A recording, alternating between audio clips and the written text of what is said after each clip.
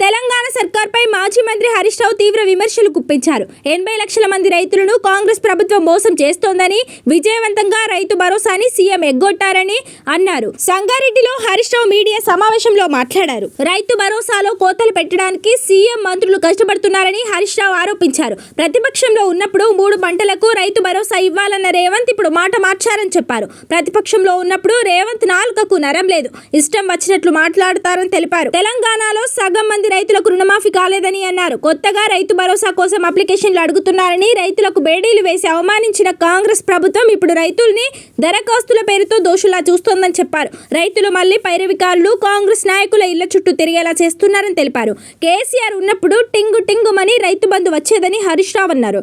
Congress Warangal declaration అమలు చేయాలని demand చేస్తున్నామని చెప్పారు. కాంగ్రెస్ పార్టీ లీకులు ఇచ్చి కొన్ని వార్తలు రాయిస్తుందని, పంట పండించే భూములకు రైతు భరోసా ఇస్తామంటున్నారని తెలిపారు. దీనివల్ల పండ్ల తోటలు, ఆయిల్ ఫామ్, చెరుకు రైతులు నష్టపోతారని చెప్పారు.